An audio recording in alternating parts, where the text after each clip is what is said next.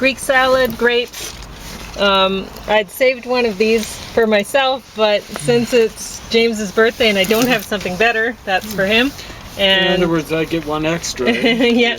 And there's the dandelion juice and the pulp from it, from that Infinity Press Revolution juicer, and it is amazing.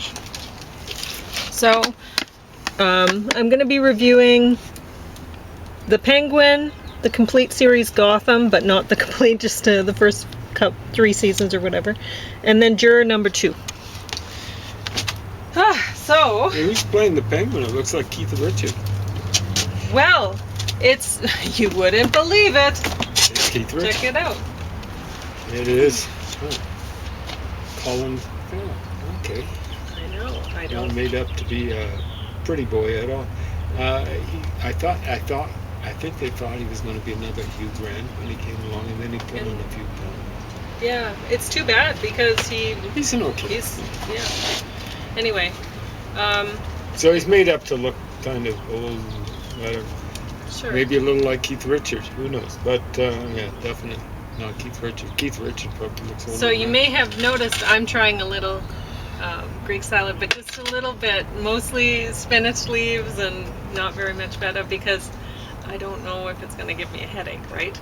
So I'm hoping for the best, eating a little bit of it, but James is getting the proper big Greek salad. I'd love to be eating that, but you'll notice I put some spinach in it because we have spinach, and so I thought, why not? I think it's pretty healthy. Yeah.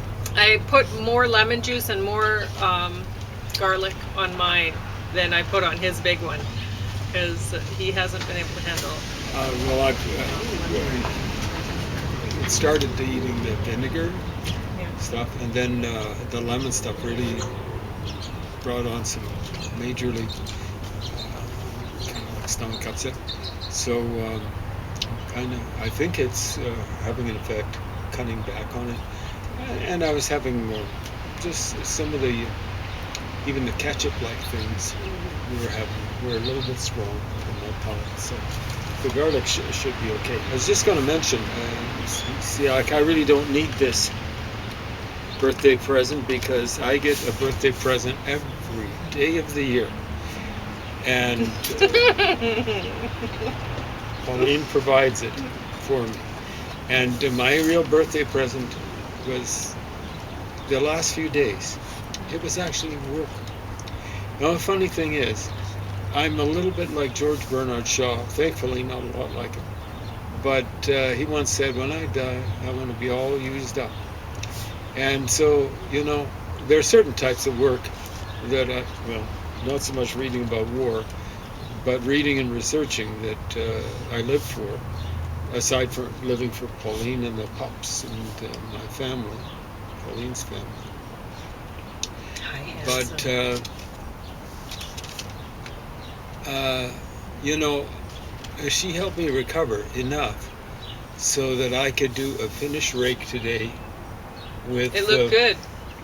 It looked pretty good. It wasn't like I used to be able to handle a big landscape rake, and I used to do, even though I was the oldest guy on the crew, and you know, there were guys who'd been on the crew longer. I used to do I'd work my way up to doing the finished rake for the city landscaping crew here in Lethbridge. And I just got, how many days was I working on that? It took us a long time. I mean, it's kind of, I don't know if it's sad. I felt good about it because we were able to do it. But back in the day, we would have been able to whip that off in a couple hours, you know, and it would have been easy. Well, I mean, you know, even now it's a little bit like this because it would involve spading stuff out. But yeah, I've got 5 fractured vertebrae, and I'm 50 years old, or 20 years older than when the last time I did that landscaping job. There's a huge difference between age 70, it's now 71 today, and 50. It was exactly 20 years ago that I did my last work on that crew.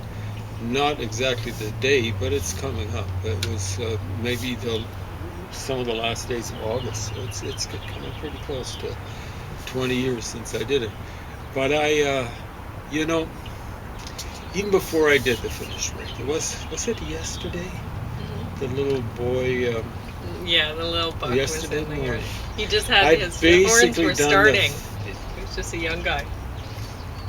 But no, it was the day before actually. He was there messing around, but it was the day before there were three, Mhm. including a older adolescent boy with his horns were, you know, A about lot this bigger. high. And I came out. I'm trying to be careful coming out so I don't scare them. We got to the point so they don't startle when I'm coming along. They don't even startle when Pauline comes along. That was amazing. Yeah. I thought for sure that little buck would run, but he didn't. And I was like, okay, what do I do? Because he's laying in the garden. Well, he dead. was laying down. Wasn't Yeah, he? he was laying There we right go. there. He looked That's very 2 days in a row. handsome. 2 days. And Like, he didn't want to move. No, he was very comfortable. was he laying on the? Yeah, first where you piece? raked. Yeah, Yeah. and that's what did it for me because it was the same color as the soil, and it was so. They were so peaceful looking. It's a peaceful colored brown, and I was saying, "Hi, Pauline and I," but I did the finish break. It was largely finished like even 2 days ago. We've done such a good job that they've selected this to lie on. So it actually was maybe a little bit better the other day. It was a little looser, you know. The ideal when you're raking, if you're going to be putting grass seed, which is what we'd be doing, is you don't want to pack the soil or anything like that. That's one of the reasons why you want to finish the raking job quickly, because you don't really stomping all over it, stomping into the ground, packing. But that was a wonderful present, being able to work like that. I think a bird was trying to hit me from above. Never had that happen. You always see it on the it's dripping down. What Well, is that? it's Aphid the stuff? no, it's the hose. Okay, I there we was go. watering the Yeah, at first I was plants, and I don't know if it's in the camera view here, but there's a whole bunch of pots and stuff I brought here to transplant. I have to transplant a bunch of. I can show you the Victory Garden later. And show you that a lot of it needs transplanting into bigger pots, because it's not time to plant them out yet. It's time to be. not around here. No. If you have seeds, you got to get them in, because the seeds in my bales are starting to germinate, and they germinate earlier in the bales than they do in the ground. So, I mean, some of the weed seeds are they're up, but they're germinated. But the plants that I plant, maybe you might have spinach up now or something like that. I don't know. There won't be too much from the garden. So honestly, if you haven't gotten your seeds in yet, for things like lettuce and whatever, you still should be able to do that. And I guess I give a garden tip of the day. Maybe that should be the garden tip of the day. But I was thinking, Now, ordinarily planting would be 2 weeks from now. This is 7th of May. for seedlings, yes.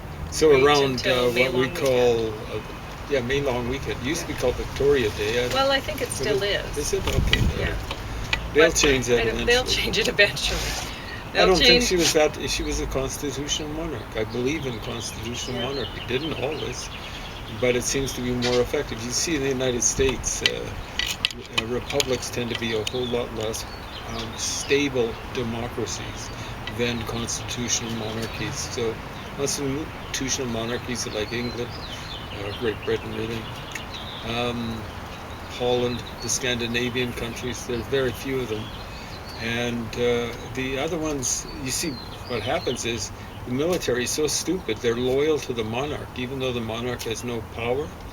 But in a republic, there's no loyalty, and you tend to have revolutions and assassinations and stuff like that. Like, I I don't know how many assassinations England's had. How about Canada? Like 2. And one was just after Canada's formed. Stuff like that. The United States has had any number, just of major, 4 presidents assassinated,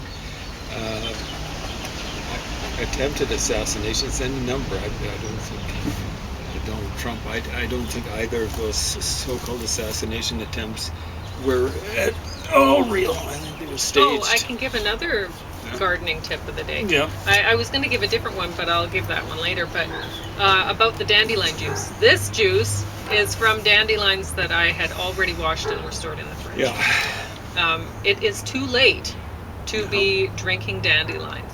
They are blooming now. When they're blooming, that's too late. They're very, very bitter. Once it heats up like this and they start blooming, boy, oh, you do not want to be drinking those things. Yeah, they're hard enough without. When they're blooming, it's not blissful. Did you want a glass of it? I'd better drink it now. Okay. So Then even though I'll put this the rest is away. not really bitter, it's not pleasant. It's still not good. It's good for you. A good detox to do in the spring. And it's good to do every spring, really. It's great to get out in the garden. There's if you're into bird watching, the best way to do it is to garden, to be a gardener. Because they get inquisitive. They do. Maybe they they watch figure what that you you're do. chowing down or something. I don't know. They love it. Yeah. Like today, I was putting the sunflower seeds in a row that I hoed there, and a blue jay was watching. He was very curious, and Very cute too. James didn't know what he was looking at, and I was like, oh, the sunflower seeds. I said, Yeah. there may not even be any later, because I remember I had a pet chicken, and she was so sweet. She Was a that little the silky chicken here? Yeah. And Helen was her name. yes, she was wonderful. I never saw her, but Pauline's described her any number of times. Such so I a sweet remember little girl. So I was planting the garden, and she was out, because I had her out with me while I was gardening in the yard. And I looked back, and everywhere that I'd planted little onions, she was eating it. She was very happy. She loved the little onion bulbs that I was putting in, and I was like, oh no. Was she making sounds too, or was she fairly quiet when she was? She made chicken sounds. Yeah, chickens are funny. They're always talking about something. They always seem to be. Yeah. Yep.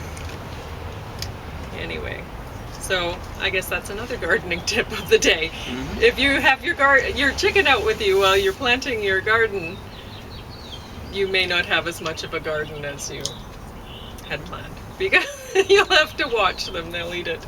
So I was thinking about when the blue jay was watching, I was like, I wonder if he's going to remember, because they cache, right?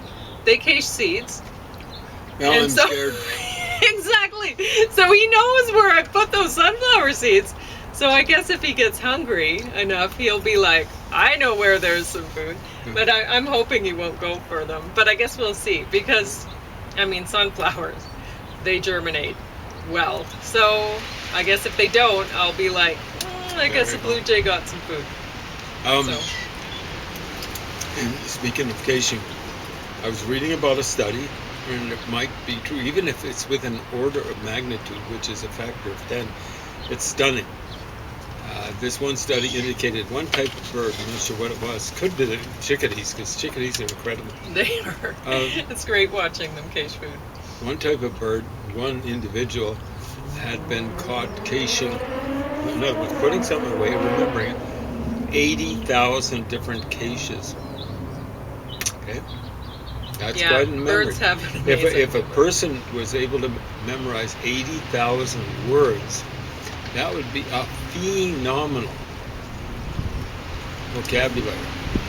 They say Chinese scholars of the written language, if they can memorize a little less than 1/10 of that, they are incredible scholars. About 9,000 words, or symbols, really. I don't want the camera to get too hot, so I'm going to move it back a little bit. So, the Penguin. I put this one on top of the stack. So this one, I think it's fairly new. Yep, 2025, 2024. So,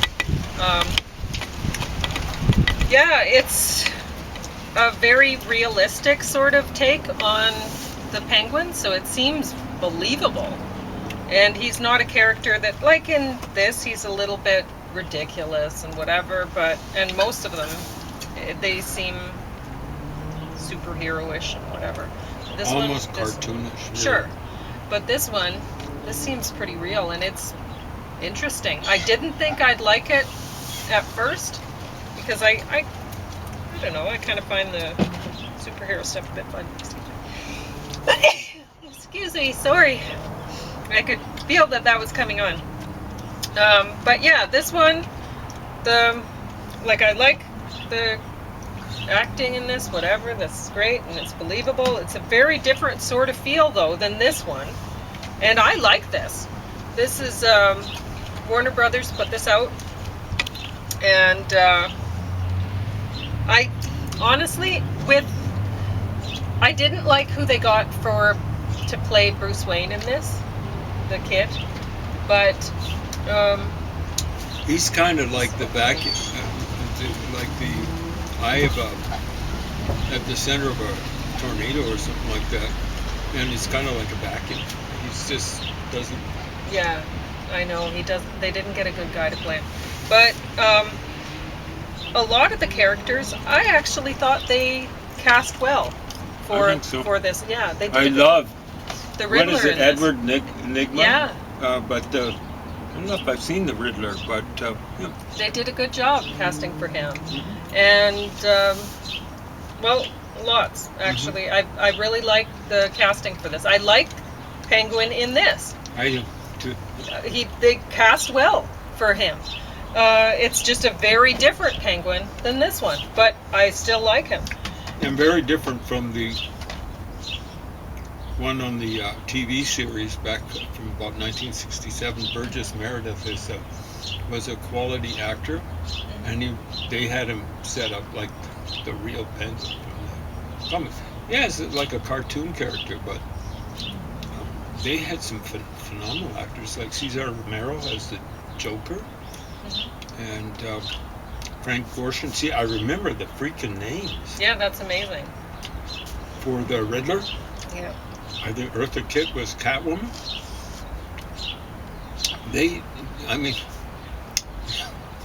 Burt Ward and Adam West were camping it up. They weren't the greatest actors, but they were a little bit like John Ritter and Three's Company. Not great actors, but funny. I guess that makes them great enough for me. I loved comic books when I was a kid. I didn't like Batman that much because he seemed like such a wimp by comparison. Totally, but that's the thing. You know, when you get older, you realize Batman is all about the villains. And they're the interesting thing in the show about the series, right? About the Batman. That's the best team of villains I think ever. When you're young, you're like, I don't like Batman, because you want to root for the hero, right? But once you get older, you realize, wow, they really put some thought into making these villains. They're scary. Yep. And the best comic book I've ever read was Steve Englehart writing, and Marshall Rogers, one of the best illustrators ever, doing the artwork. I think he was doing both the inking and penciling, but it featured the Joker, and it was, it's hard to be scared when you get grown up, but the Joker there is portrayed as being scary. So, yeah. That's the best comic book I've ever read, and I'm not like I say, I never was much of a Batman fan. No, Batman's a loser. He just has fancy toys. Big deal. He's not a superhero. Batman, there's so many things on it, like how does he hide them? Yeah. It's incredible. But the villains. The villains, wow. Gotham City. Why do people live there? Who would want to live in Gotham City with all this? Gotham was supposed to be this place where fools live in England. And guess it's named after Gotham people or something like that. Mm. But Interesting. I didn't know I'm that. not sure about that, but this means home. And So that's where they came from.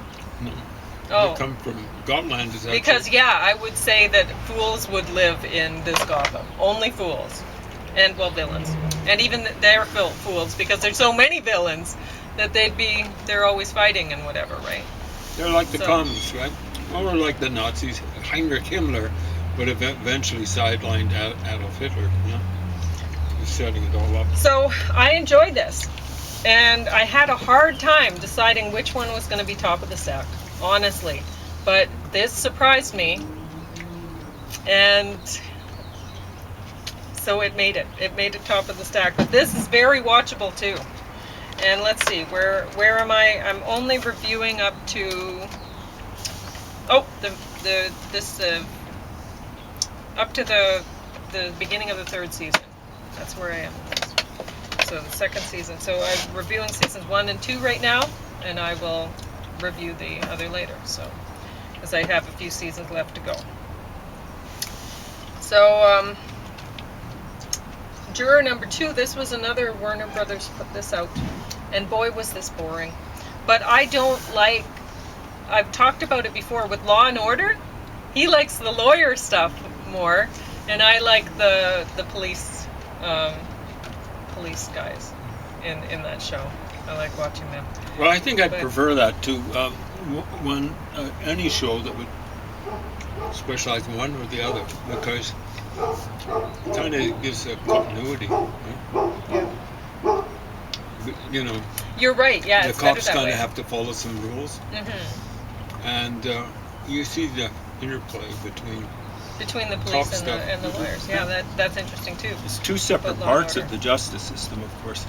Law, the cops are about enforcement, but Sentencing and stuff like that. That's the justice system. Sometimes it's the injustice system, but it's a whole lot better once you got in cruddy countries. Or what I'm afraid is facing the United States. Donald Trump was in an interview with NBC or something like that, CNN, and he was saying, I'm not really sure whether I have to follow the Constitution. Oh my gosh! understand, hey, Donnie Dump. If you're listening, you should be. Well, There you are know, people waiting in the wings. Like, you'll break down democracy. whoever's As soon handling as you it is do, doing someone a good who's job really in got many ways, cojones though. is going to eliminate you, and I mean kill you. Well, And you won't be a nice person; they'll be even nastier than you. I don't believe he's that bright, but he's obviously brighter than people who voted for him. This is He's- true. Yeah. He might So- have an IQ of 3 figures, and 100 is average. Well, he, I guess he was, what did he do? He took public funding, he took funding away from Harvard? Well, you took away the tax-free status. Oh, okay. Okay. I didn't know, I It's gonna don't know cost how the Harvard universities millions. work in the United States. Like here in Canada, there's public funding for universities, but I don't know gather how it it's works there. comes from the provinces. Yeah. There might be Some funding federally, but strictly speaking, education is the responsibility of the provinces. It's weird in the United States. They do have public universities more as you go west. Like Okay. some of the biggest universities in California, in terms of prestige, Oh, yes. are Like there's one University in of California, that's- Berkeley, Mhm. University of California, LA.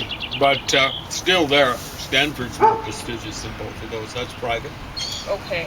And I think even the big Catholic, one of the two big Catholic universities in terms of prestige in the United States is down there, University of Southern California. That's one O.J. Simpson played on when he was a young, about 67, 68, somewhere around there. The other one I think is Notre Dame, and that's in a weird place called, it's where they put Studebaker out, South Bend, Indiana, which is a place you never even heard of. Right? That's okay. But it's fairly close to Chicago. It's just in a different state, that sort of stuff. Close to Michigan too, right in the corner of the state. So I don't know what I was going to say about that. I was going to talk about the anti-Semitism thing and how it's a smart move to look like a hero, right? Yeah. Getting Because really there is a problem. And In honestly, universities at especially. universities there, In Canada too. in Canada too, In Europe, it'd be even worse. yeah, and really, those people in universities that have let this happen, and it's not just about anti-Semitism, it's about the whole gender names and whatever, and trying to making instructors responsible for that, and then punishing them if they, like, with witch hunting them out of their jobs if they don't follow what the university wants, or whatever the standards that they want, Yeah, which so- are just ridiculous. Now, right? the anti-Semitism is really far worse It other- is worse. because it's actually directed against a whole group of people, and Yeah, so I stuff like that probably who've shouldn't have actually put those been. together. No, not really, But- because it's part of a similar type of issue. But it's a kind of, so the universities, there's been witch hunting within them, Yeah. and a control of speech sort of thing, right, in the universities. And so Trump comes in, he looks like a hero by saying, you're not going to control the speech in this way. But really, it's just opening the door for him to have greater control over what's going on in the universities, right? And So different kind of control. yeah, different kinds. So it's actually really entertaining to watch, and anybody with any sense knows where it's going, but what can you do about it? I mean, the people who opened the doors were those jerks in the universities. They opened the door to this, and They opened the door. To Trump being elected. yeah, They didn't want to vote. They didn't want anyone who listened to them to vote for Hillary Clinton back in the day. They turned up and voted. Trump, it wouldn't have been close enough for Trump and the Russians and the Republicans to cheat their way into power in 2016. Why do I say that? Hillary Clinton actually won the popular vote. And she won the popular vote. It wouldn't have been close. And if just a few of these flunkies, people like Susan Sarandon, who stormed out of the Democratic National Convention saying there's no difference between Donald Trump and Hillary Clinton. If a few of those people had turned up to vote, it wouldn't have been close enough. They allowed Trump to get elected. He was more under control back between 2016 and 2020, or 2017 and early 2021. Although at the end with the insurrection, that's just out and out sedition. He should have been plunked in jail right away. Trying to overturn the results of the election. There was cheating, but the vast majority of it was done by the Russians and by the Republican Party back in 2021. Same sort of thing in 2024. The